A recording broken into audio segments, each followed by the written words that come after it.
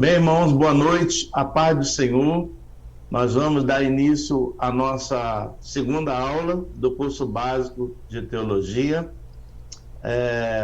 Na aula passada, nós já estudamos sobre as duas interpretações teológicas, que é a interpretação pré-tribulacionista, que a igreja é arrebatada antes da grande tribulação. E vimos também a posição de interpretação teológica, a midi-tribulacionista, que crê que a igreja vai ser arrebatada no meio da grande tribulação, ou seja, após os 3 anos e meio. Hoje nós vamos estudar sobre a terceira interpretação teológica, que é a pós-tribulacionista, que são aqueles que creem que a igreja só será arrebatada ao final dos 7 anos, ok? Então, nós vamos orar e dar início à nossa aula, em nome de Jesus. Pai, em nome de Jesus, nós te damos graça por mais esse momento em que tu nos permite estar na tua presença, para poder juntos estudarmos e aprendermos a tua palavra. Nos colocamos em total dependência do teu Espírito Santo, para que ele nos use como instrumento para a glorificação e exaltação do teu santo nome. Abre a minha mente, o meu coração, dá-me a direção do teu Espírito, a sabedoria dos céus, para que possamos ministrar e ensinar e juntos aprendermos sobre esse assunto tão complexo. Abre, Senhor, a mente, o coração e o entendimento de todos aqueles que irão participar da aula na noite de hoje, para que nós tenhamos um bom proveito daquilo que vamos estar de ti recebendo. Oro, Pai, por todos aqueles que aqui já se encontram e aqueles que ainda haverão de conectar-se conosco, que possam também ser ricamente abençoados, instruídos nesse assunto tão necessário que a igreja compreenda, Senhor. Por isso, Pai, nós entregamos em tuas mãos esse momento, essa classe, a minha vida, a vida, Senhor, da minha esposa e de todos os irmãos e aqueles que, porventura, tenham sido convidados para fazer parte dessa classe. Assim nós te oramos e agradecemos em nome de Jesus. Amém. Glória a Deus. Bom, irmãos, a posição de interpretação teológica que diz que a igreja só seria arrebatada ao final dos 7 anos da grande tribulação, eles tomam como base algumas passagens bíblicas onde a palavra tribulação é empregada. O problema é que em estas passagens que a palavra tribulação é empregada, ou às vezes eles mencionam o dia da ira do Senhor, ou então o dia do juízo de Deus. Muitas das vezes, quando nós comparamos, o texto com o contexto, nós vamos perceber que não está relacionado ao período da grande tribulação, a qual estamos estudando, que começa após o arrebatamento da igreja. Muitas dessas passagens estão ligadas ou foram profetizadas e escritas para definir alguns momentos turbulentos que os irmãos, ou seja, aqueles que já eram cristãos, como a igreja primitiva, como o período dos apóstolos, dos discípulos, ou seja, enfrentariam determinado tipo de perseguição, prisão e morte. Não quer dizer que a palavra aí empregada refere-se ao período de 7 anos da grande tribulação. Então, é por essa razão que alguns comentaristas, teológicos e intérpretes da Bíblia, tomam essas passagens e julgam que essa passagem está reservada para a igreja. Mas nós vamos ver, ao lermos essas passagens bíblicas, que muitas delas se referem a momentos de perseguição, prisão, morte, né, que os cristãos naquela época enfrentaram, ok?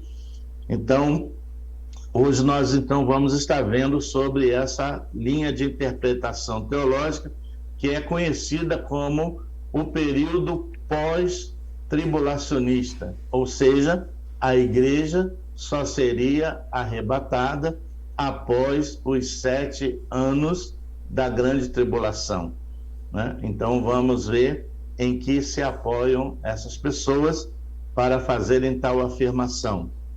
Na aula anterior, nós já vimos a posição pré-tribulacionista, que é quando a igreja é arrebatada antes do início da grande tribulação e do reinado do anticristo. E vimos também a posição midi-tribulacionista, que são aqueles que creem que a igreja estará ainda na terra nos primeiros 3 anos e meio, né? E hoje, então, vamos estudar essa interpretação teológica pós-tribulacionista. Então, vamos lá.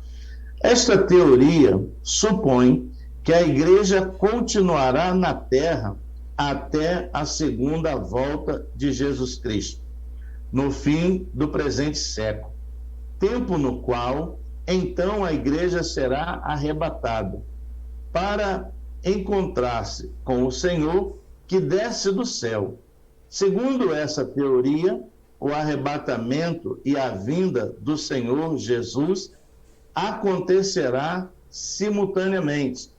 Então, essa teoria, que a igreja permanece os 7 anos na face da terra, eles tomam como base algumas passagens bíblicas e afirmam que a igreja permanece na terra e que a volta do Senhor Jesus será simultânea, ou seja, ele diz assim, acontecerá simultaneamente, ou seja, o arrebatamento da igreja e a vinda do Senhor Jesus, né? É o que eles têm. Antes de considerar os argumentos dos defensores desta teoria, temos que observar as bases bíblicas em que eles se apoiam. A igreja teria que estar fora de todas as distinções dispensacionais e inserida em um período chamado o tempo da angústia para Jacó. Ou seja, quando eles afirmam isso, eles estão dizendo o seguinte, que a igreja fica na terra pelos 7 anos da grande tribulação por causa de uma referência bíblica que encontra-se lá no livro do profeta Jeremias, e nós vamos fazer leitura disso, dessa passagem. Então, eles afirmam que a igreja permanece e que tanto a vinda de Jesus como o arrebatamento da igreja acontece simultaneamente. E, com base nessa afirmação deles, nós teríamos que desconsiderar as referências bíblicas que já lemos anteriores, na classe anterior, que fala a respeito da dispensação de Deus para a igreja. Ou seja, Deus tem um plano para a sua igreja, né? Então nós já vimos isso. E eles tomam por base essa afirmação de Jeremias que diz dias, tempo de angústia de Jacó. Essa passagem, na verdade, se refere à angústia do povo de Deus durante um período de cativeiro, onde Deus os livrará dos seus opressores e no final salvará o remanescente de Israel durante a tribulação que terminará com ele estabelecendo o seu reino na terra. Então, se nós formos lá no livro do profeta Jeremias, capítulo 30, versículo 7, quando Jeremias usa essa expressão, tempo de angústia de Jacó, Jeremias aí não está usando esse termo angústia de Jacó para se referir a um tempo de grande tribulação do final dos tempos, mas Jeremias está se referindo aí exatamente ao período de cativeiro que o povo de Israel esteve dominado por Nabucodonosor em Babilônia. Então, vamos lá. O versículo bíblico de Jeremias, capítulo 30, versículo 7, ele diz assim: Ah, que grande é aquele dia, e não há outro semelhante. É tempo de angústia para Jacó. Ele, porém, será livre dela. Ou seja, quando Jeremias afirma aqui aquele dia, ou seja, tempo de angústia para Jacó, ele está profetizando sobre a invasão de Babilônia e os cristãos, ou seja, o povo de Deus, Israel, sendo levado ao cativeiro babilônico por um período de 70 anos, né? Então, essa passagem que Jeremias está citando aqui é uma passagem referente ao povo de Israel durante o tempo da invasão babilônica, comandada por Nabucodonosor, e o povo de Israel, então, é levado ao cativeiro babilônico e lá permanece por 70 anos. E quando ele diz aqui, mas no tempo, ou seja, porém, será livre dela. Ou seja, Jeremias não só está profetizando o cativeiro, como está profetizando também o livramento. Só que esse livramento do povo, desse período de cativeiro, ele acontece quando os medos e os persas se unem, vão à batalha contra a Babilônia, vencem a Babilônia, e agora o rei que passa a reinar, depois de ter vencido a Babilônia, ele começa a fazer a libertação do povo, e o povo começa a ir de volta à sua terra natal, à sua terra de origem, né? Então nós sabemos que o rei, ele libera, né? O rei Ciro, ele começa a liberar o povo, e nós vemos que uma parte desse povo sai com Zorobabel, uma outra parte depois sai, Neemias depois vai também, e nós vemos ali a missão de Zorobabel como sacerdote para restaurar, juntamente com Esdras, a parte do culto, a parte da adoração, a parte do louvor a Deus, do serviço ao Senhor. E Neemias vai depois para restaurar a cidade. É aquele trabalho que Neemias faz de restaurar os muros, restaurar as casas, a cidade, ou seja, então o povo, após Babilônia ser derrotada, nessa união desses dois povos, medos e persas, eles então vencem Babilônia, e agora eles reinando, eles começam a liberar o povo gradativamente. E então o povo começa a voltar para sua terra de origem. Então, quando Neemias profetizou esse tempo de angústia de Jacó e também o livramento final, eles associam essa passagem, esse versículo, como se o povo a quem aqui está se referindo é a igreja que ficará aqui, passará por esse tempo de angústia, de sofrimento, e após então a vinda do Senhor Jesus, que eles creem que vai ser simultaneamente com o arrebatamento, aí então a igreja seria arrebatada. Mas eu não vou ler, mas se você quiser ler depois aí na sua casa, você vai ver que no livro do profeta Jeremias, no capítulo 29, no capítulo 30, já está falando sobre o cativeiro babilônico.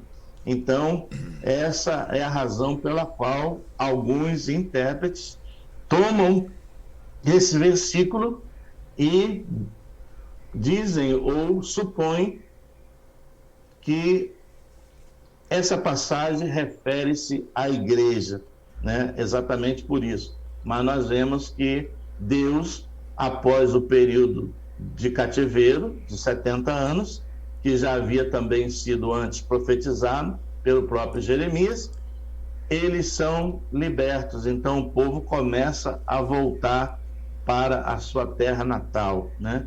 Então eles começam a voltar, e Zorobabel, juntamente com Esdra, vão para restaurar a parte espiritual do louvor, da adoração, do culto, do serviço ao Senhor, né?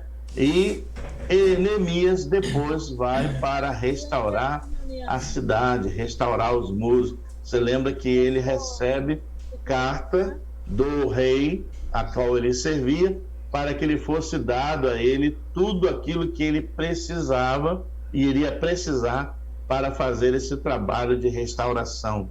É aquela passagem que fala de os muros derrubados, as portas queimadas, tudo destruído, o povo desanimado, e Neemias então vai com esta missão de fazer esse trabalho de reconstrução dos muros, da cidade e tudo mais, ok? Então eles tomam essa passagem e associam essa passagem ou esse versículo ao tempo de tribulação que já está também profetizado e que acontecerá mais adiante, né? Mas não é assim. A gente vê que isso está realmente relacionado ao povo de Israel durante o período babilônico, ok? Vamos lá.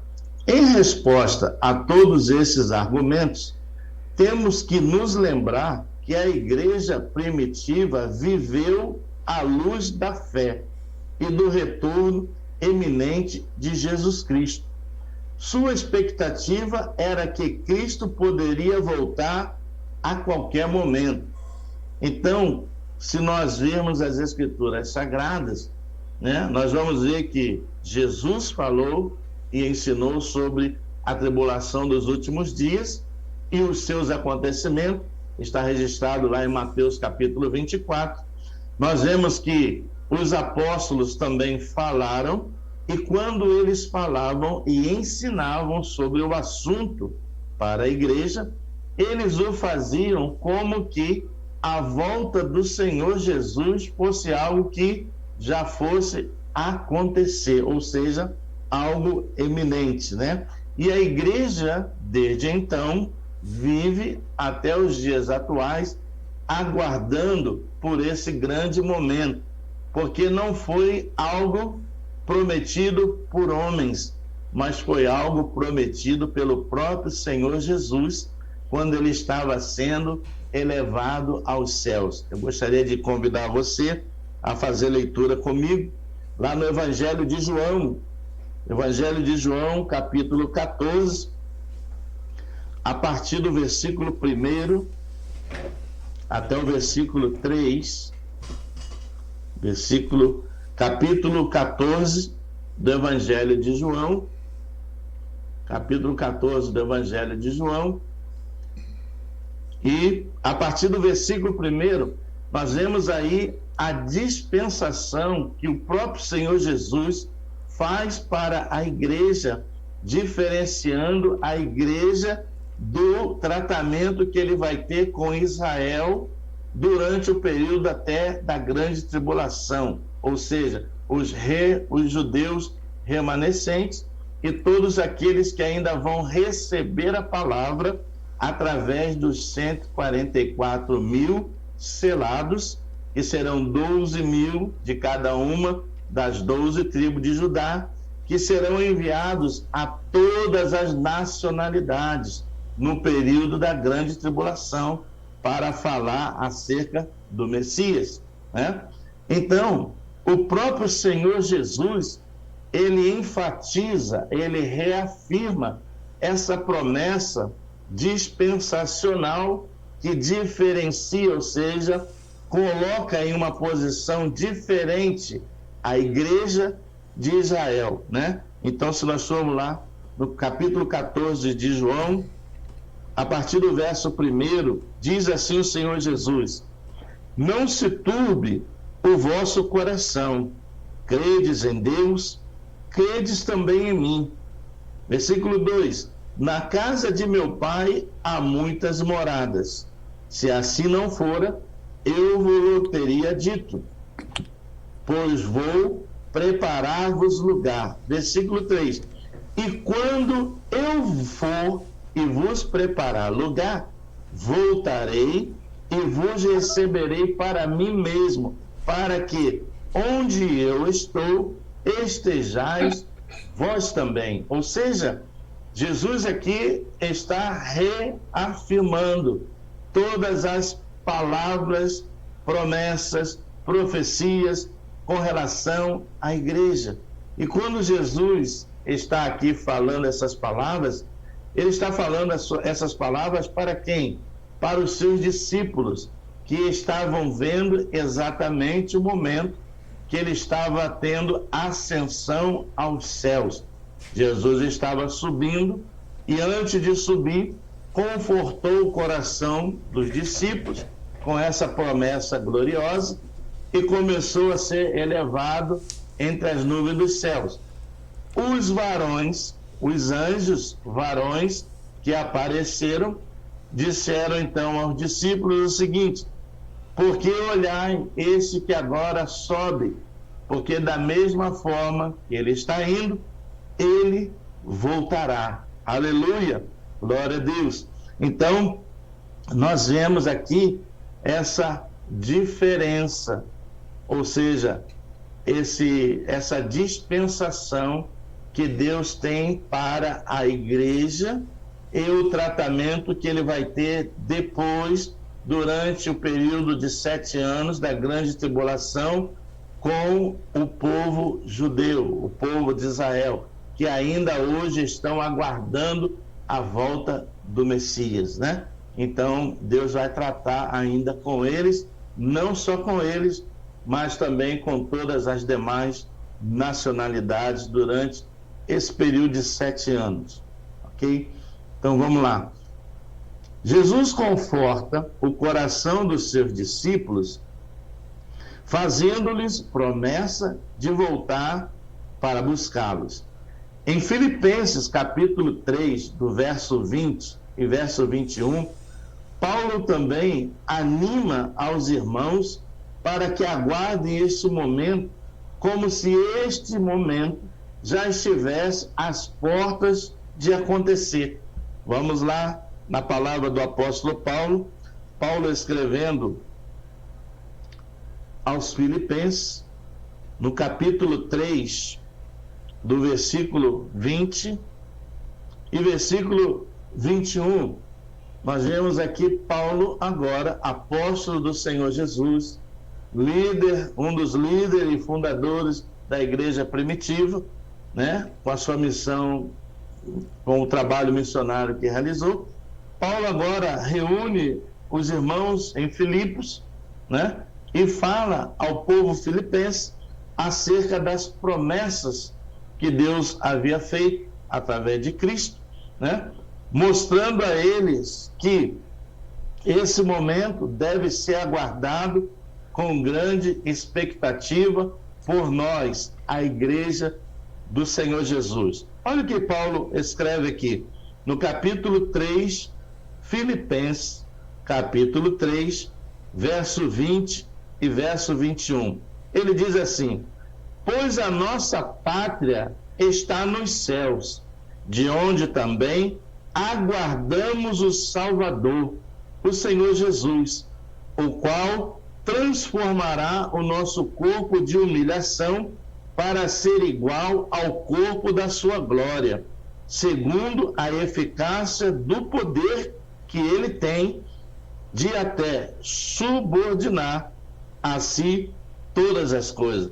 Então, Paulo, escrevendo aos Filipenses, ele está animando aos irmãos, como eu creio que Deus está animando a cada um de nós nesta noite, através desse estudo bíblico, mostrando para nós que a nossa pátria é o céu.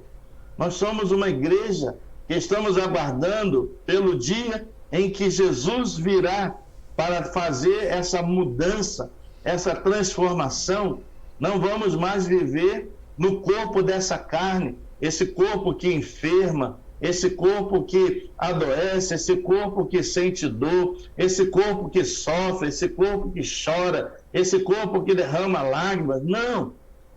O Paulo está dizendo aqui para nós, primeiro, o nosso destino é um destino eterno, no céu com o Senhor.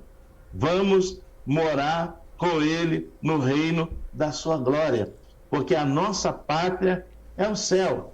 Você tem que conscientizar-se disso.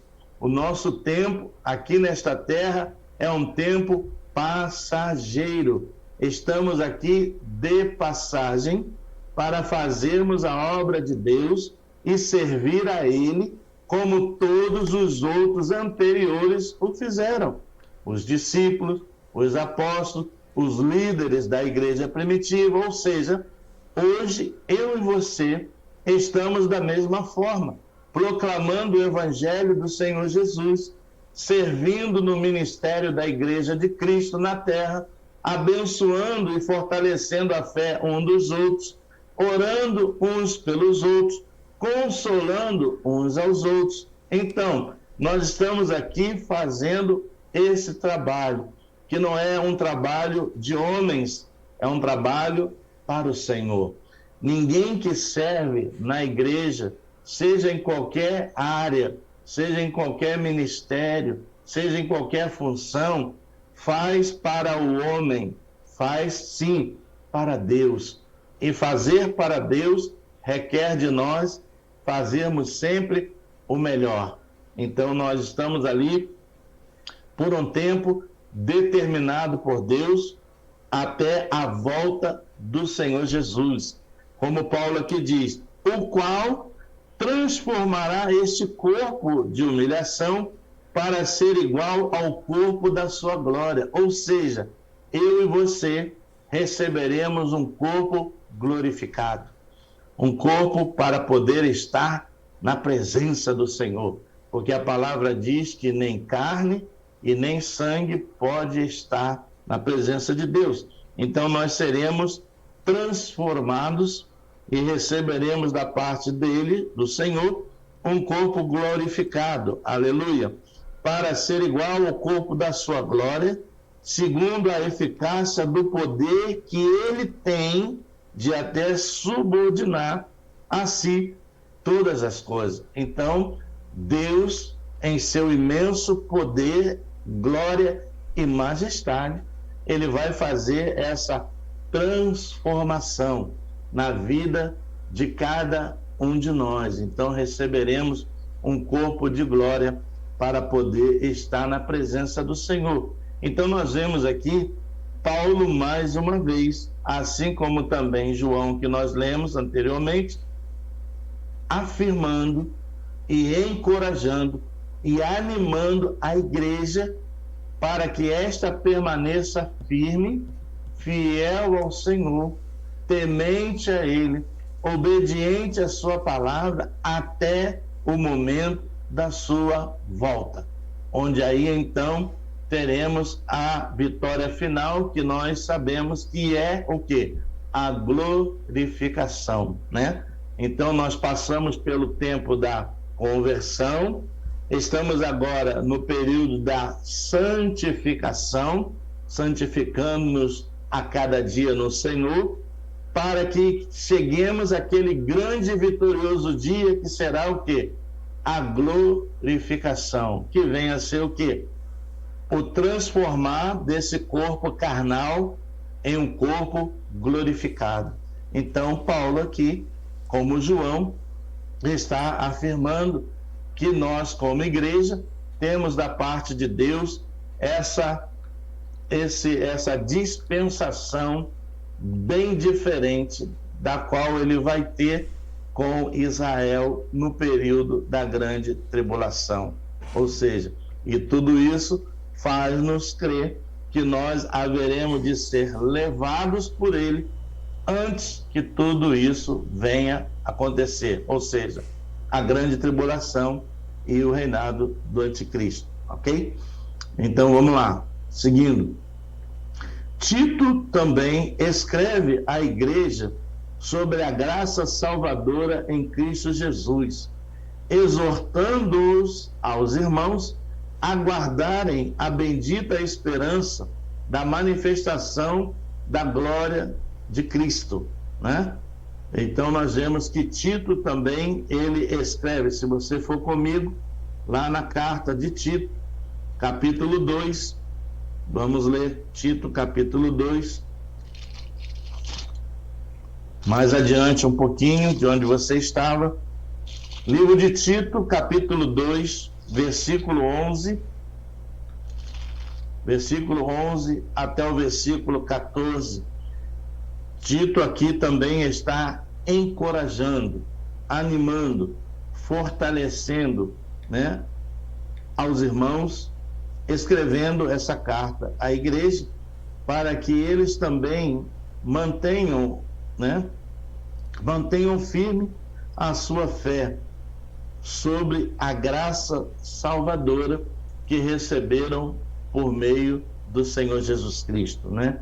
Então Tito aqui também está encorajando, animando a igreja para permanecer firme na presença do Senhor. Se nós formos lá no livro de Tito, capítulo 2, a partir do versículo 11 até o versículo 14, a palavra de Deus diz assim: porquanto a graça de Deus se manifestou salvadora a todos os homens, educando-nos para que, renegadas a impiedade e as paixões mundanas, vivamos no presente século sensata, justa e piedosamente, para que, aguardando a bendita esperança e manifestação da glória do nosso grande Deus e Salvador,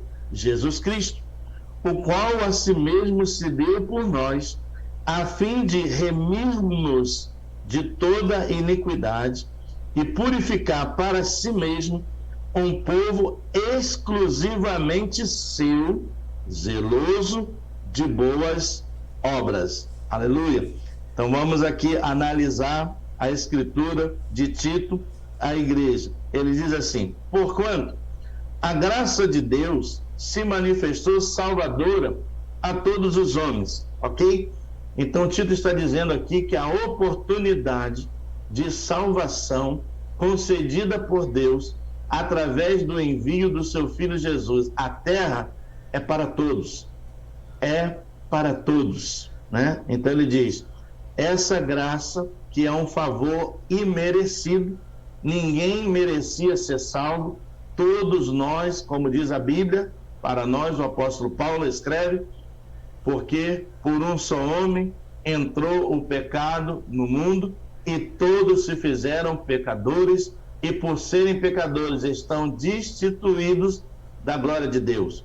Ou seja, o pecado que eu e você herdamos nos separava da santidade de Deus, né?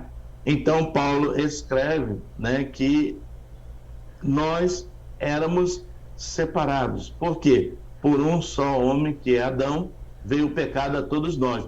Mas ele diz também, mas por um só ato de justiça veio a salvação a todos. Então, Tito aqui está reafirmando essa mesma palavra. Ele está dizendo aqui, porquanto a graça de Deus se manifestou salvadora a todos os homens. Então, todos são dignos de salvação. Todos, sem nenhuma exceção. Jesus morreu para todos. Todos podem ser perdoados se arrependerem-se de todo o coração e queiram servir e buscar ao Senhor em suas vidas, ok? Então, ele segue aqui no versículo 12, ele diz assim, essa salvação que veio através de Cristo para todos nós tem como propósito, qual é o propósito? Educando-nos para que, renegadas a impiedade e as paixões mundanas, ou seja, Tito está explicando aqui que essa graça salvadora em Cristo Jesus, que todos nós dele recebemos, tem por finalidade nos educar, nos formar, nos preparar, nos moldar. De que maneira? Para que nós venhamos renegar a impiedade e as paixões mundanas, ok? Que vivamos, e ele diz mais, vivamos no presente século, que é o momento em que estamos agora, sensata, justa e piedosamente. Então, em outras palavras, Tito está aqui orientando-nos como igreja e alcançados pela graça salvadora em Cristo, que nós não podemos mais viver como vivíamos antes.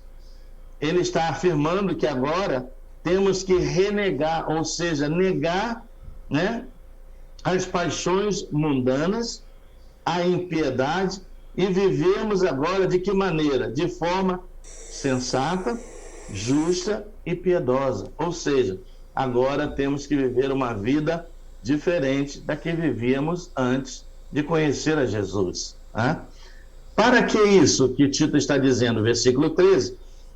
Aguardando a bendita esperança e manifestação da glória do nosso grande Deus e Salvador. Quem? Jesus Cristo. Então Paulo está dizendo, Tito está dizendo aqui que essa conduta que eu e você precisamos ter de uma vida de santidade, de uma vida de oração, de uma vida de leitura bíblica, meditação na palavra, assiduidade aos cultos, ouvir a mensagem do Evangelho, ou seja, manter um relacionamento com Deus, isso deve ser constante, isso deve ser sempre. Até que momento? Até que seja manifestado em glória o nosso grande Deus e Salvador, Jesus Cristo, ok? Então Tito está dizendo aqui para a igreja que agora eu e você temos esse compromisso, essa responsabilidade de vivermos uma vida separada, santificada, né? Não podemos mais deixar-nos levar pelas paixões mundanas, pelos apetites da nossa carne, né? Mas temos que pedir a Deus que Ele nos dê domínio próprio, que Ele nos dê mansidão, que os frutos do Espírito Santo, eles possam habitar em nós, eles possam estar em nós, para fazer morrer a cada dia a vontade da carne. Porque enquanto eu e você, entenda isso, por favor, enquanto eu e você estivermos nesta terra, no corpo que nós temos agora, esse corpo carnal, a nossa carne, ela vai sempre lutar contra o espírito. Ou seja, como é essa luta? A carne, ela quer voltar à prática das paixões mundanas e revolver-se novamente com o pecado, enquanto o espírito anseia em aproximar-se de Deus. Então essa guerra é uma guerra que não importa. Você pode ser um novo convertido, você pode ter 30 anos de crente, você pode ser um pastor, um missionário, um evangelista, seja lá você quem for, na obra de Deus, no serviço ao Senhor, você vai enfrentar os mesmos problemas. Essa luta, meu irmão, é uma luta constante. Agora, como é que eu posso vencer essa batalha? A Bíblia nos dá uma receita para a gente vencer essa luta da carne contra o espírito. Qual é a luta? Qual é a receita? Enchei-vos do espírito para que jamais satisfaça as vontades da carne. Ou seja, eu tenho que me encher do espírito para eu não ceder aos apelos da minha carne. Pastor, ok, como é que eu posso me encher do espírito? Lendo a Bíblia, orando, jejuando, indo aos cultos, ouvindo a palavra, tendo um relacionamento, né? Mantendo um relacionamento com Deus, você está se enchendo do Espírito, né? Enchendo do Espírito, para que quando a carne se manifestar, querendo levar a você a prática de algo que você já abandonou, você tem condições de resistir, né? Você tem condição de resistir, porque você está fortalecido espiritualmente. Agora, do outro lado, acontece a mesma coisa. Uma pessoa que não se relaciona com Deus, uma pessoa que não ora, não lê a Bíblia, não vem aos cultos, né? Não ouve a palavra, ela não alimenta-se espiritualmente. Então, o que acontece? Nesse momento da batalha da carne contra o espírito, a carne vai estar mais predominante do que o espírito. E muitas das vezes a pessoa volta à prática do pecado, ok? Então é isso que Tito está explicando. Viver de que maneira? De forma sensata, né? Como a palavra mesmo assim diz, andai de modo digno para a vocação a que foste chamado. Paulo diz também, né, que nós devemos deixar as coisas passadas para trás e avançar para aquelas que diante de nós estão, ok? Então vamos lá. Versículo 14, ele diz assim: o qual a si mesmo se deu por nós, a fim de remir-nos de toda a iniquidade e purificar para si mesmo um povo exclusivamente seu, zeloso de boas obras. Então, irmão, o sacrifício de Jesus na cruz foi para que eu e você pudéssemos ser por ele resgatados. Então, se ele pagou o preço para o resgate da minha vida, a minha vida agora não mais pertence a mim, pertence a ele. Você vai no mercado, você compra uma mercadoria, você passa no caixa, pagou por ela, é sua. Você vai numa loja de eletroeletrônico, faz uma compra, pagou por ela, aquele eletroeletrônico pertence a você. Então, quem paga tem agora o direito sobre. É assim que funciona. Então, como Jesus pagou o preço pela nossa redenção e justificação, remindo-nos de todo o nosso pecado, agora a minha vida não me pertence mais. Ela pertence a Deus, aleluia, a Cristo. E esse viver que agora tenho, como diz o apóstolo Paulo, tenho que viver para o Senhor, ok? Então, essas passagens é para mostrar aos irmãos como Deus faz um tratamento dispensacional diferente para a igreja que somos, eu e você, do tratamento que ele vai ter com Israel, ok? Vamos seguir, aleluia, glória a Deus.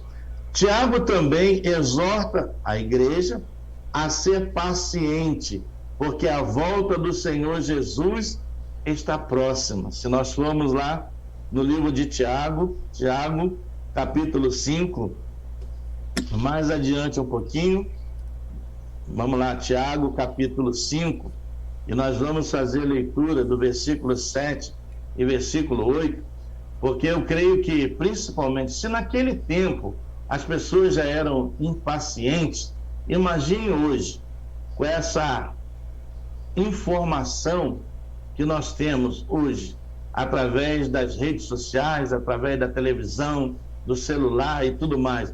A informação hoje, ela chega muito rápido. E aquilo que é novo agora, em poucos segundos, já deixa de ser novo e passa a ser velho, com a velocidade que as informações chegam.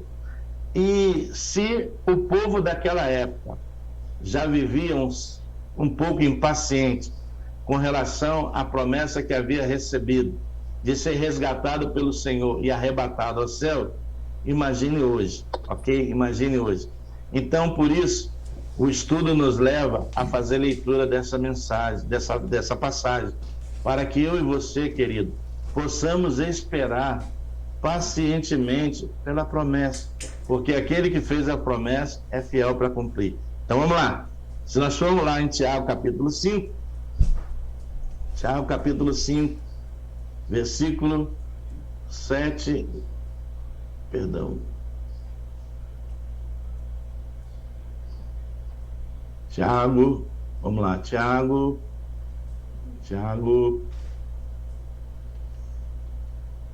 capítulo 5, versículo 7 e versículo 8, Tiago escreve assim à igreja dizendo assim: sede, pois, irmãos, pacientes. Até quando? Até a vinda do Senhor. Eis que o lavrador aguarda com paciência o precioso fruto da terra, até receber as primeiras e as últimas chuvas. Sede vós também pacientes e fortalecei o vosso coração, pois a vinda do Senhor está próxima. Amém? Então, Tiago escreve mais uma vez à igreja naquele tempo, e a palavra ela se renova a cada dia, e a mesma palavra se aplica a nós no dia de hoje, dizendo para nós: irmãos, sede, pois, pacientes. Até quando? Até a vinda do Senhor Jesus. Aleluia! Porque ele diz aqui, ele usa um exemplo, que o lavrador, ao lavrar a terra e lançar a semente, ele não colhe os frutos de imediato, mas ele espera com paciência, né? Receber os frutos, né? Receber os frutos da terra até receber as primeiras chuvas. Então, ele está fazendo uma comparação com o que é o trabalho do lavrador, que ara a terra, que lança semente, espera as primeiras chuvas até que a semente brote, cresça, produza o fruto para ser colhido. Na nossa vida é a mesma coisa. Eu e você, como igreja, estamos aguardando a volta do Senhor Jesus. Amém? E devemos aguardar esse momento com muita paciência no Senhor, aguardando pela promessa que Ele nos fez. Então, irmãos, todas essas passagens que nós lemos é para que os irmãos vejam que tudo o que nós lemos fala a respeito das promessas de Deus para a igreja, daquilo que nós estamos aguardando, que é a volta de Jesus e o arrebatamento da igreja. E isso diferencia-nos totalmente daquela passagem que lemos anteriormente de Jeremias capítulo 30, versículo 7. Aquele tempo que ele se refere de angústia de Jacó não é para nós hoje, não é para a igreja hoje, referindo-se à grande tribulação que está por vir. Aquilo Jeremias usou para referir-se a um tempo de cativeiro onde o povo estaria lá por 70 anos, sob domínio babilônico, mas que depois seria liberto, né, como foi, né, pelos medos e persas que venceram o domínio de Nabucodonosor, rei da Babilônia, ok? Então é só para que os irmãos vejam que nós temos mais promessas relativas à igreja para um arrebatamento antes da tribulação do que argumentos que levem-nos a crer que a igreja vai estar aqui pelo menos os primeiros 3 anos e meio, ou na pior das hipóteses, até o final dos 7 anos, ok? Então é só para que os irmãos entendam a diferença. Vamos lá. Diante da doutrina bíblica ensinada por Jesus e os seus apóstolos, a igreja primitiva, podemos crer que a igreja não estará presente na terra durante o período do reinado do anticristo. Portanto, esta interpretação teológica não tem muita aceitação entre os teólogos, ok? Então, diante da doutrina bíblica que o próprio Senhor Jesus falou, ensinou, passou os apóstolos passaram à igreja primitiva e nós ensinamos até os dias de hoje, leva-nos a crer, né, que o Senhor, Ele poupará a sua igreja desse momento, né, que será um momento muito doloroso. Quando nós entrarmos no assunto da grande tribulação, nós vamos ver quando os selos são abertos, né? São 7 selos, e quando os selos são abertos e os 4 primeiros cavaleiros do Apocalipse vêm à terra, cada um vai trazer um flagelo, um sofrimento tremendo sobre a terra e sobre todos aqueles que aqui estarão durante o período da grande tribulação. E não para por aí. Após a abertura dos 7 selos e dos 4 cavaleiros do Apocalipse, vem as 7 trombetas de Deus, que significam juízos que virão sobre a terra. Então, vai ser realmente algo imaginável, não tem nem como imaginar. Quando nós lemos, e vamos fazer leitura dessas passagens quando entrarmos no assunto, creio que na próxima aula, que já vamos entrar no arrebatamento da igreja, nós vamos ver os flagelos que virão sobre a terra para aqueles que aqui estiverem, né? Então vai ser tremendo, ok? Então, essas passagens levam-nos a crer que Deus poupou a sua igreja, né? Ou vai poupar a sua igreja desse momento que a Bíblia chama de grande tribulação. Em outras passagens está o dia da ira de Deus, em outras passagens se refere como o dia do juízo, né? Então, todos esses termos teológicos referem-se ao mesmo período da grande tribulação, mas que, diante das afirmações bíblicas que nós já vimos, os teólogos não veem muita base para essa interpretação teológica que a igreja vai estar aqui durante os 7 anos da tribulação. Vamos lá? Ok?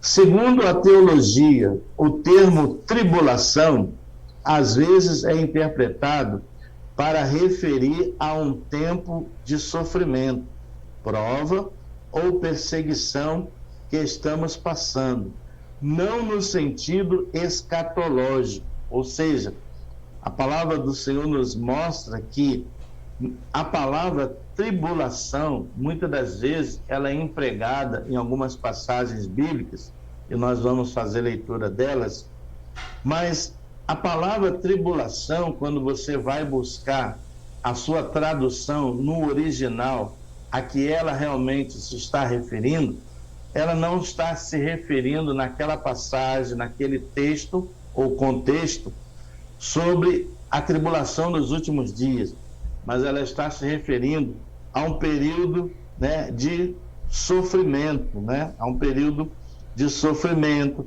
a um período de perseguição que pode estar ocorrendo naquele momento. Se nós formos lá, vamos lá no Evangelho de Mateus, Mateus capítulo 13, vamos lá, Mateus capítulo 13,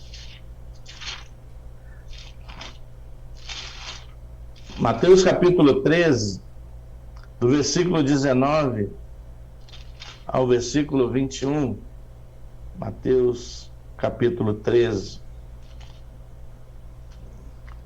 Mateus capítulo 13, versículo 19 ao versículo 21. Mateus 13, do versículo 19 ao versículo 21, diz assim: é o Senhor Jesus falando a respeito da parábola do semeador, onde ele está dizendo aqui e ensinando que o semeador, ao sair a semear e lançando ele a semente, essa semente caiu em solos diferentes. E devido à qualidade desses solos, impediu a semente de frutificar. O sol queimou a raiz, porque o coração era duro. A outra, os espinhos sufocaram, porque os caprichos do mundo a sufocaram. A outra foi alguém que ouviu, mas não creu, então o inimigo arrebatou a semente que foi plantada. Mas houve uma que caiu em um terreno fértil e frutificou, assim como aquela que caiu naquele dia da nossa conversão ao nosso coração. Então Deus encontrou em mim e você uma terra propícia, adequada, para que essa semente do Evangelho frutificasse em nós, gerando o quê? O aumento da nossa fé para tomar uma decisão de quê? Arrependimento, abandono do pecado, confissão e uma conversão a Cristo, ok? Então, quando Jesus fala dessa passagem, dessa parábola do semeador, ele está realmente se referindo ao quê? Ao mesmo trabalho que estamos hoje fazendo. A palavra continua sendo pregada, anunciada, mas o coração de cada uma pessoa se encontra de maneira diferente uma das outras. E essa semente, ao cair no coração, ela pode frutificar ou não, né? Então vamos lá. Jesus diz aqui a palavra do Senhor em Mateus 13, Mateus capítulo 13, a partir do versículo 19 ao versículo 21, ele diz aqui: a todos os que ouvem a palavra do reino e não a compreendem, vem o maligno e arrebata o que lhes foi semeado no coração. Este é o que foi semeado à beira do caminho. O que foi semeado em solo rochoso, esse é o que ouve a palavra e a recebe com alegria, mas não tem raiz em si mesmo, sendo antes de pouca duração, e lhe chegando a angústia ou a perseguição, olha a palavra perseguição aí, por causa da palavra, logo se escandaliza. Versículo 22, ele diz assim, 21, é o 21, até o 21. Então, nós vemos aqui que ele diz assim: mas não tem raiz em si mesmo, versículo 21, sendo antes de pouca duração, ele chegando à angústia. Olha a palavra angústia, que estava lá referindo em Jeremias capítulo 30, versículo 7.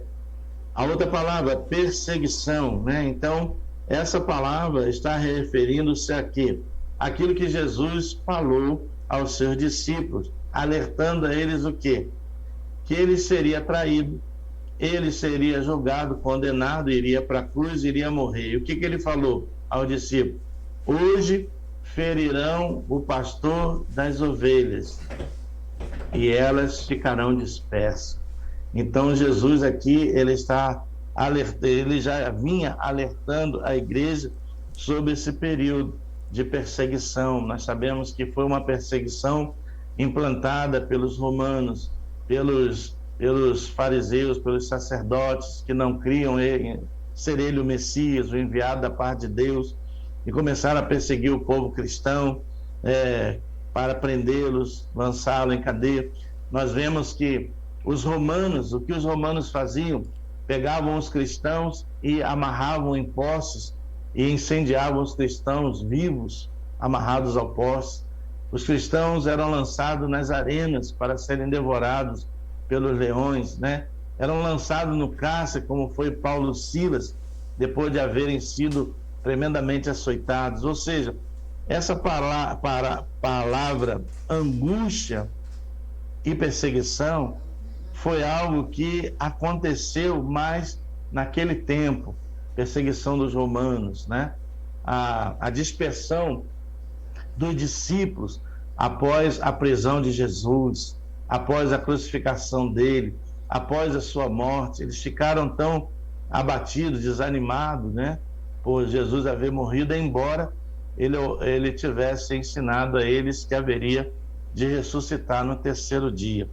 Então Jesus aqui está falando a respeito disso. Então, só para mostrar aos irmãos que essa palavra angústia que aparece aqui não está relacionada com a angústia dos últimos dias referente à tribulação, mas foi algo que já aconteceu no período do Império Romano, né? Perseguição dos cristãos, que os cristãos sofreram nesse tempo. Se nós formos lá também no Evangelho de João,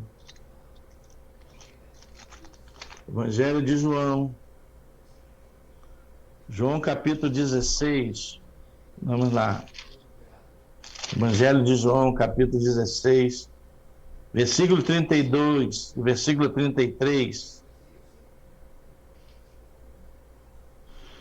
aquilo que eu já estava falando anteriormente, né? Aqui é o momento da dispersação, onde os discípulos ficarão dispersos, né? Olha o que diz aqui, João capítulo 16, verso 32 e verso 33. Jesus está dizendo assim, são as palavras de despedida do Senhor Jesus. Então ele está dizendo assim, versículo 32 de João 16, eis que vem a hora e já é chegada, em que sereis dispersos, cada um para a sua casa, e me deixareis só. Contudo, não estou só, porque o Pai está comigo. Estas coisas vos tenho dito, para que tenhais paz em mim. No mundo passais por aflições, mas tende bom ânimo, eu venci o mundo. Então, essa palavra que nós encontramos aqui, eis que vem hora, né? Hora, e já é chegado, ou seja, que ele diz assim, que eu estou e vós me deixareis, e cada um para a sua casa eu ficarei sozinho. E ele diz, isso vos tenho dito para que tenhais paz em mim. No mundo passais por aflições. Então essa palavra aflição não é a aflição dos últimos dias relacionada à grande tribulação. Essa aflição é a aflição que eles sofreram após Jesus ser preso e condenado. Eles começaram a ser perseguidos, né, para serem capturados, e começaram a ter que fugir, se esconder, né? É o período da perseguição que eles sofreram. Então, essa aflição, essa perseguição, essa angústia, esse tempo já foi algo que aconteceu no tempo dos discípulos. Isso não está referindo-se à tribulação dos últimos dias. É para que vocês vejam que existem determinadas passagens que eles interpretam como que estivesse sendo relacionado ao período da tribulação. Mas nós vemos aqui de uma forma bem clara que era o próprio Jesus que estava com os discípulos, dando as palavras finais da sua despedida, falando aquilo que ia ocorrer. E foi o que aconteceu. Quando Jesus foi preso, os discípulos se separaram, ficaram dispersos. Você lembra muito bem que Pedro seguia Jesus de longe. E quando foi reconhecido por uma mulher, ele negou 3 vezes consecutivas que era um dos discípulos do Senhor Jesus.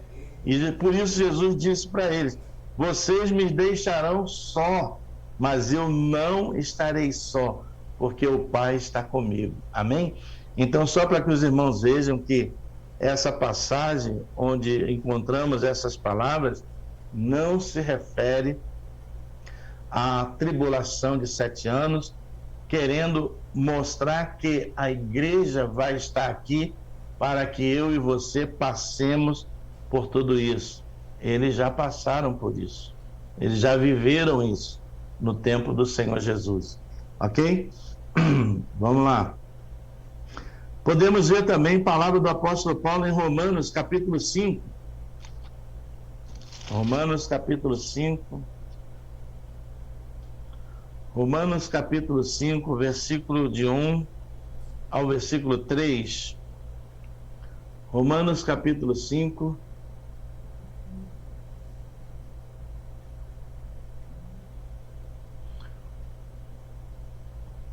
Vamos lá, Romanos, capítulo 5. A partir do versículo 1 até o versículo 3, olha o que Paulo está dizendo, escrevendo aos Romanos. Justificados, pois, mediante a fé, temos paz com Deus por meio de nosso Senhor Jesus Cristo, por intermédio de quem obtivemos igualmente acesso pela fé a esta graça na qual estamos firmes e gloriamo-nos na esperança da glória de Deus. E não somente isto, mas também nos gloriamos nas próprias tribulações, sabendo que a tribulação produz perseverança. Então veja aqui o termo, a palavra tribulação. essa palavra tribulação também não está referindo a de 7 anos dos últimos dias, mas às perseguições que os cristãos já estavam sofrendo naquela época, como mesmo o próprio apóstolo Paulo, que por estar pregando e por haver repreendido aquele espírito de adivinhação que estava naquela jovem, foi acusado pelos donos daquela jovem, que dava lucro para eles, de perturbadores da cidade. E com isso foram açoitados em praça pública e, após receberem os açoites, foram lançados em prisão, acorrentados, trancados no cárcere inferior e acorrentados ao tronco. E a Bíblia diz que mesmo diante de tudo isso, à meia-noite, eles louvavam a Deus, oravam ao Senhor, e todas as portas do cárcere se abriram e todas as cadeias se romperam. Amém? Aleluia. Então Paulo está dizendo aqui o quê? Porque as tribulações que nós passamos por elas, que é a que eu e você enfrentamos hoje, né? Produz para nós o quê? Perseverança. E se nós formos no versículo 4, ele diz: a perseverança produz o quê? Experiência. E a experiência, esperança. Então, muitas das vezes, as provas que eu e você enfrentamos na nossa vida, os problemas, as dificuldades, é Deus trabalhando em nós, no nosso caráter, fortalecendo a nossa fé, moldando-nos e nos aperfeiçoando-nos cada dia mais, para que os seus tesouros possam continuarem sendo depositados em nós, que somos os vasos de barro. Para quê? Para que a excelência do poder seja sempre dele. Nunca podemos nos esquecer disso. Louvor, glória, exaltação é somente para o Senhor. Nós não somos nada, somos apenas vasos de barro, moldados por ele segundo a sua vontade, submetido às têmperas das provações, para essa provação produzir em nós o quê? Perseverança. E a perseverança, esperança. E com isso trazer a nós o quê? Experiência. Ninguém pode ter experiências com Deus se não vivenciar certos momentos que irá passar durante a sua caminhada, né? Então, nós vemos aqui a palavra tribulação não tem nada a ver com a tribulação dos últimos dias, mas com aquele período que a igreja e os apóstolos sofreram de perseguição. Você vê que Pedro foi crucificado de cabeça para baixo, né? Outros foram decapitados e por aí fora. João foi lançado no caldeirão de óleo fervente, Deus deu escape para ele e depois foi levado para a prisão na ilha de Pátimo, onde Deus deu a ele a revelação do livro de Apocalipse. Então, essa perseguição foi uma perseguição já vivida pela igreja primitiva naquele tempo, naquela época, ok? Vamos lá. Bom, se nós seguirmos aqui,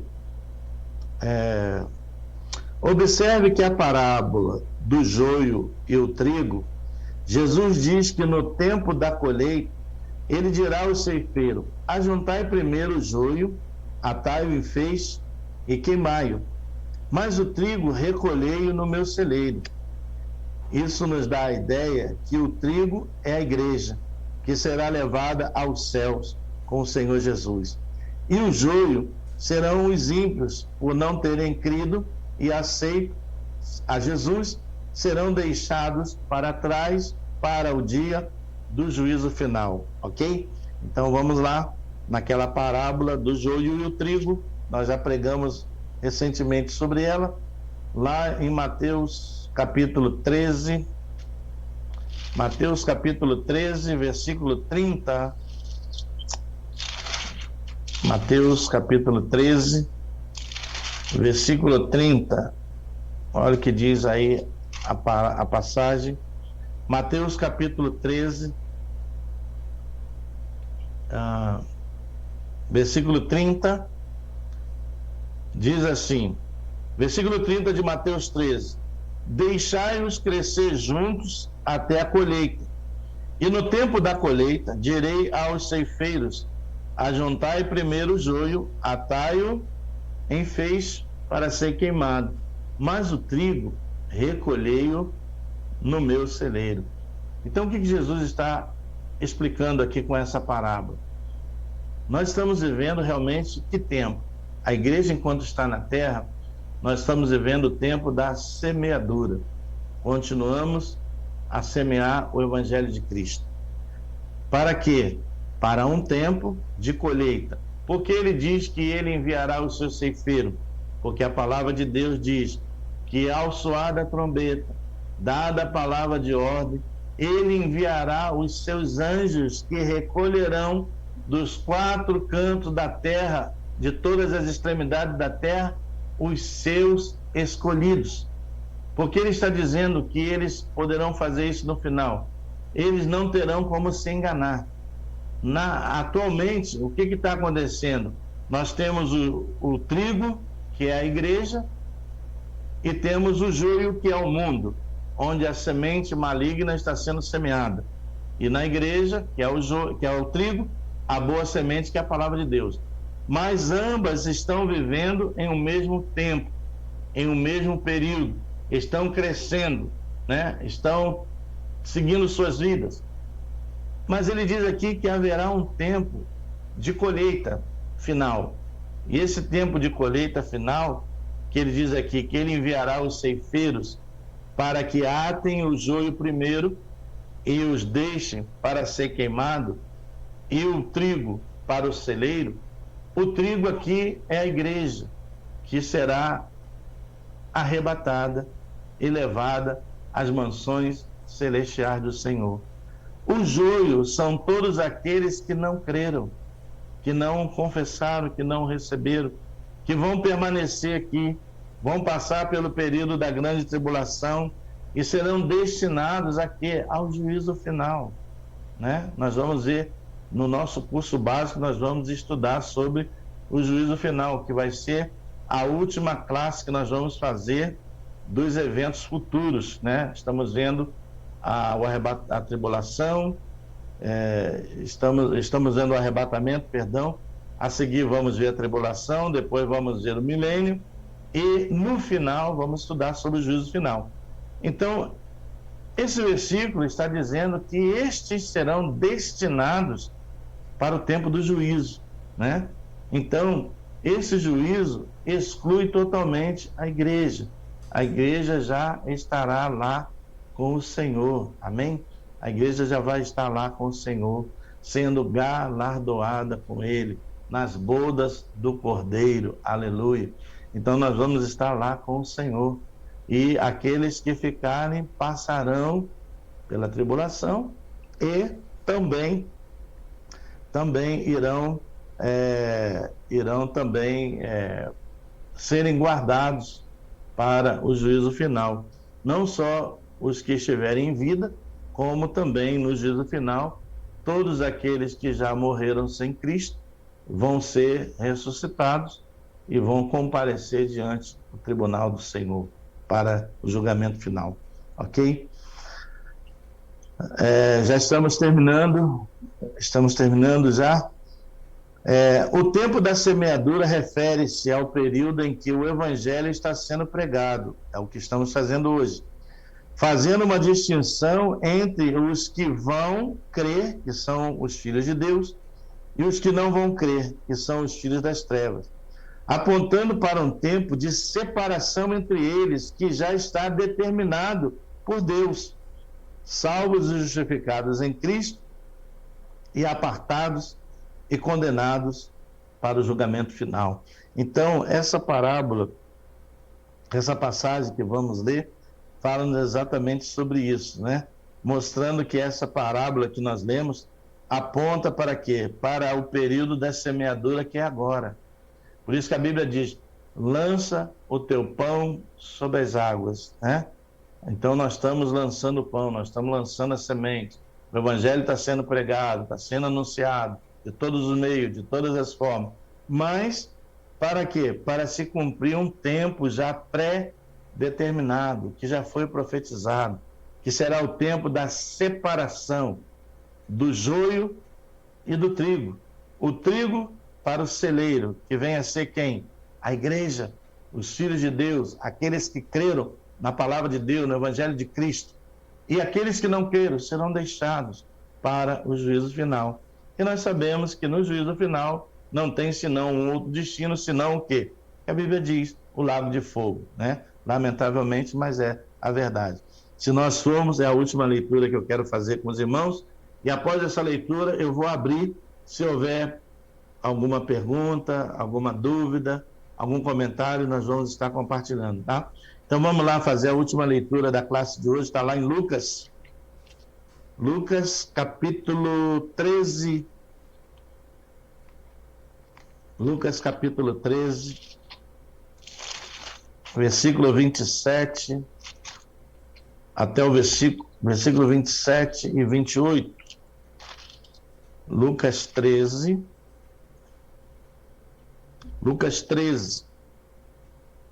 versículo 27.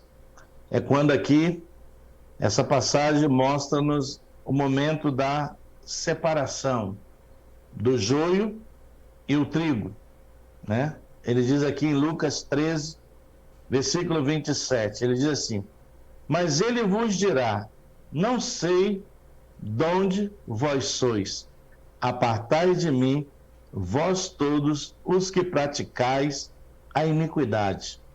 Aí ele diz para onde eles vão. Ele diz no versículo 28, ali haverá choro e ranger de dentes, quando virdes no reino de Deus Abraão, Isaque e Jacó e todos os profetas, mas vós lançados fora. Então o Senhor está dizendo aqui na sua palavra exatamente isso, que no momento da separação a igreja vai com o Senhor, né, para estar junto com todos aqueles que com ele já estão, e aqueles que restarem irão ao juízo, e após receberem juízo e condenação, serão lançados nesse lugar de choro, né, e sofrimento, né? E ele diz aqui que nós lemos, e ali haverá choro e ranger de dentes, quando virdes no reino de Deus Abraão, Isaque, Jacó e todos os profetas, mas vós lançados fora. Amém? Então ele está dizendo aqui, olha, vocês que não creram estarão de fora, né? Serão destinados a um outro local, né? Então, essa é a nossa classe de hoje, nos ver através das Escrituras Sagradas que Deus tem um plano totalmente distinto que separa a igreja de Israel. E nós vemos, através da palavra de Deus, que a maior parte das promessas de Deus são para a igreja, mostrando que a igreja estará isenta, livre desse momento de grande tribulação, ok? Então, eu vou abrir aqui alguns minutos. Se tem alguém que queira comentar algo, fazer alguma pergunta, algo que não tenha ficado claro, os irmãos têm oportunidade.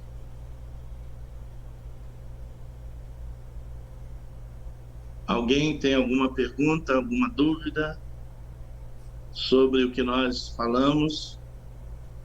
Algo que não tenha ficado bem entendido?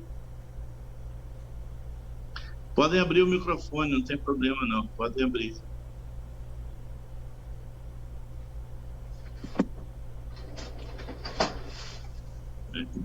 Se alguém tem alguma pergunta, pode abrir o microfone, ok?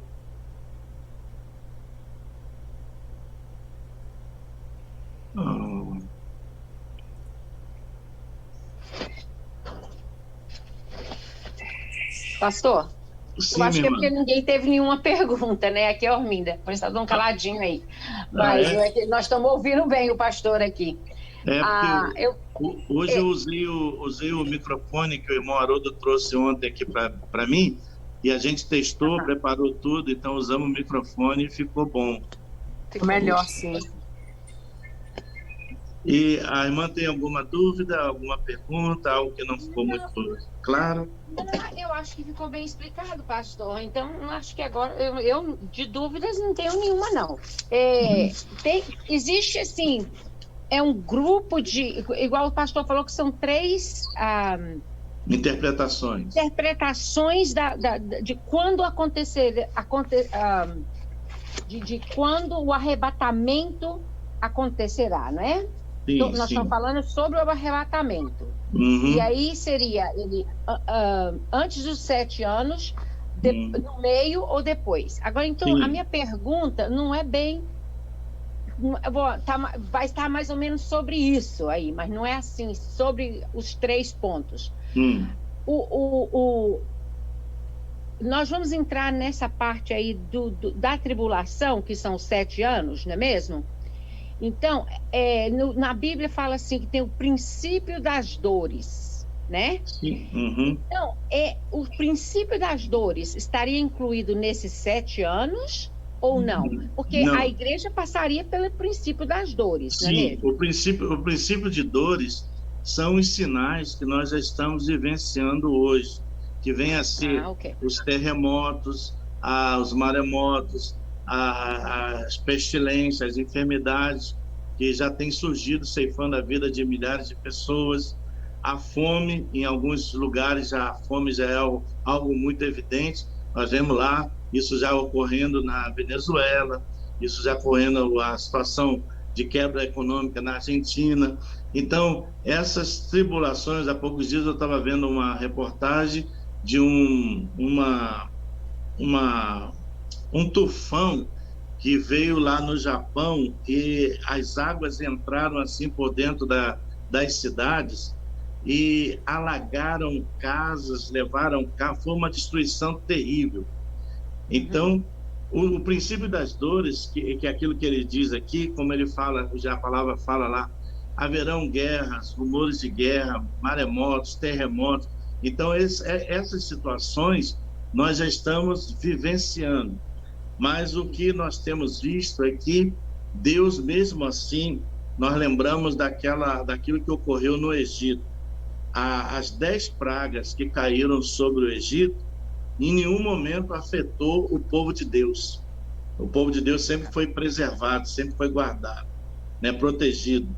Então, esse princípio de dores, Arminda, nós já estamos realmente passando por ele, né? É o que a gente está vivendo já hoje. Conforme há pouco tempo atrás teve aquela guerra na Síria, com aquele uso daquela arma química que matou milhares de pessoas. Então, tudo isso a gente já está vivendo, né? As guerras, Então, fome, né? As enfermidades, né? Tudo isso a gente já está passando. uhum. O princípio do fim, no caso assim, seria um Sim, tempo que a gente não tem um tempo determinado, é um período de tempo.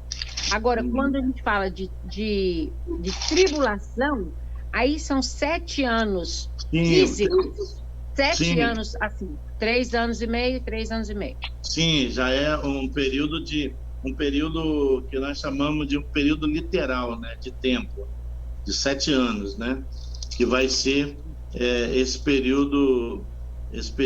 Aqui, se a gente for ah, lá no Evangelho de Mateus, aí Jesus ele está advertindo quais seriam os sinais que antecederiam a grande tribulação. Ele está lá no Monte das Oliveiras, reunido com os discípulos, e começa a ensinar os discípulos, e ele diz assim: E ele lhes respondeu: Vede que ninguém vos engane, porque virão muitos em meu nome, dizendo: Eu sou o Cristo, e enganarão a muitos. Então, ele está falando até de falsos cristos, como nós já temos visto. Quantas pessoas já surgiram aí dizendo serem elas o Messias, o Cristo? A gente já viu alguns casos desses. E ele diz assim: e certamente ouvireis falar de guerras, rumores de guerra. Vede, não vos assustei, porque é necessário assim acontecer. Mas ainda não é o fim, porquanto se levantará nação contra nação, reino contra reino, haverá fome, terremotos em vários lugares. Porém, tudo isto é o princípio das dores. Então sereis atribulados e vos matarão. Sereis odiados de todas as nações por causa do meu nome. Nesse tempo, muitos hão de se escandalizar, trair e odiar uns aos outros. Levantar-se-ão muitos falsos profetas, é o que nós estamos vendo hoje. Enganarão a muitos. E por se multiplicar a iniquidade, o amor se esfriará de quase todos. Mas ele diz aqui no versículo 13: aquele, porém, que perseverar até o fim, esse será salvo. Então, ele está falando aqui exatamente daquilo que a irmã perguntou. O princípio de dores é o que nós já estamos vivendo hoje, né? Terremotos, nação contra nação, guerra, fome, pestilência, falsos profetas, né? Pessoas que estão aí ensinando um evangelho totalmente distorcido, enganando a multidão de pessoas, né? Mas ele diz que tudo isso há de acontecer, mas ainda não é o fim, como nós lemos no versículo 6. Mas ainda não é o fim, né? Então ele está dizendo que a grande tribulação não é ainda esse momento que nós estamos aqui vivendo. Por quê? O que detém o início da grande tribulação, que vem a ser o começo do reinado do anticristo, é a igreja na terra. A grande tribulação só pode ter o seu início e o reinado do anticristo após a igreja ser arrebatada, porque o Espírito Santo que está na terra conosco vai junto com a igreja, ok? Ok, pastor. Obrigada. Entendeu? Entendi direitinho, entendi. Só um comentário, que quando o pastor estava falando sobre o povo judeu, aí o pastor mencionou que seria a volta de Cristo, e a palavra foi usada volta, e não seria a volta, seria a vinda de Cristo. Então, sim, a vinda. A vinda. Porque, na verdade, Jesus, quando a igreja for arrebatada, Jesus não vai vir à terra. A igreja vai ser arrebatada e vai encontrar com ele nos ares. Jesus só vai vir realmente à terra, né, para travar a batalha do Armagedon no final dos 7 anos da grande tribulação. É quando ele vem com o seu exército, vence o exército do anticristo, Satanás é aprisionado com a besta e o falso profeta, acorrentado, trancado lá nas profundezas do inferno, lá nas profundezas do abismo, e aí Jesus vai começar o reinado do milênio, no que a Bíblia diz, o novo céu e a nova terra, porque o céu e a terra existentes já haveriam sido destruídos, passarão. Então, o milênio, que eu e você vamos reinar com Cristo, vai ser em um novo céu e uma nova terra. Porque quando nós entrarmos no assunto da grande tribulação, nós vamos ver que o juízo de Deus sobre a terra é um juízo de uma destruição terrível, com os meteoros que vão cair, que vão amargar as águas, os mares, os rios, vai produzir, 1/3 parte da terra será queimada, vai ter uma destruição, muitas pessoas vão morrer por causa da água, que vai tornar-se amarga, por causa da estrela absinto. Também temos os peixes vão morrer, os animais, vai ser uma coisa tremenda. E dentro disso tudo aí, vai vir os 4 cavaleiros do Apocalipse, que um vai trazer a guerra, né? Um vai trazer a guerra entre as nações, e vai ter muita morte por causa da guerra. O outro vai trazer a fome, o outro vai trazer a fome, vai ser o período da escassez de alimento, e o outro vai trazer a doença, as pestilências. Então, conversando com o pastor. Então, todos esses juízos, Dormindo, estão para acontecer nesse período de 7 anos da grande tribulação, especialmente nos últimos 3 anos e meio. Tá certo, obrigada. Desculpa, o microfone estava aberto. Eu Nada, fechei a porta não. do quarto e o Crismal estava lá fora me falando uma coisa. Ô, Minda, que horas tem aí agora? Eu acabei ficando sem relógio aqui. Deixa eu ver aqui, só diminuir. 9h01. 9h01, então concluímos o nosso tempo. Eu acabei esquecendo de trazer o relógio e me perdi um pouco aqui no horário. Mas acho que acabamos a tempo. Então, irmãos, olha, a nossa próxima classe, nós já vamos entrar no assunto de a grande tribulação.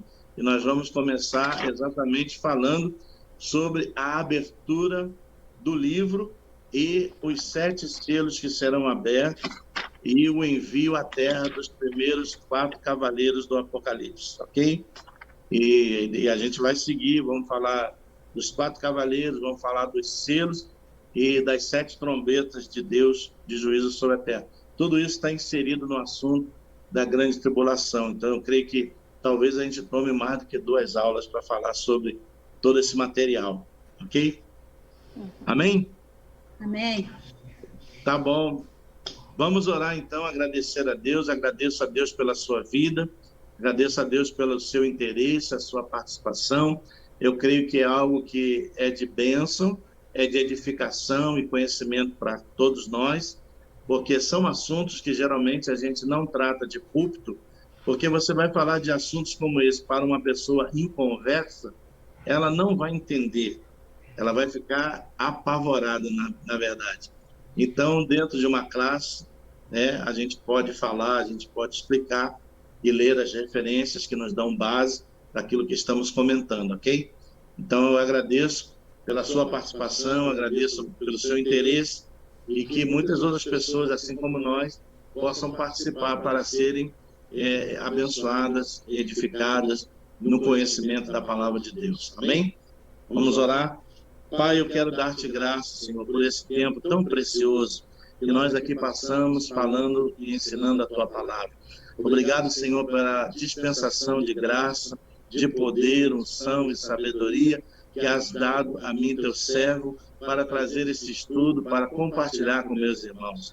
Pai, em tuas mãos eu entrego a minha vida, eu entrego a minha esposa, eu entrego a minha casa, a minha família, Senhor, para que as tuas mãos poderosas estejam sempre estendidas sobre nós, para nos guardar, livrar e proteger. Ó Pai, muito obrigado pela vida de cada um dos irmãos que vieram participar conosco na noite de hoje. Senhor, continue abrindo o seu entendimento, abrindo os seus ouvidos. Ó Deus, que através da sabedoria do Espírito Santo, eles possam assimilar e entender aquilo que a tua palavra diz com respeito ao que está reservado para a tua igreja. Pai, em nome de Jesus, muito obrigado. Que muitas outras pessoas, assim como nós que tivemos presente nessa primeira e segunda classe, possam vir e tomar parte nela. Muito obrigado. Dá-nos agora uma noite tranquila, de bênção, de paz, um bom sono, um bom descanso e que o nosso dia de amanhã seja um dia ricamente abençoado no Senhor. Em nome de Jesus. Amém e amém. Que Deus abençoe a todos. Uma boa noite. Até a próxima terça-feira. Vamos estar de volta, se Deus assim quiser. Amém? Amém, pastor. Obrigado. Obrigado, pastor.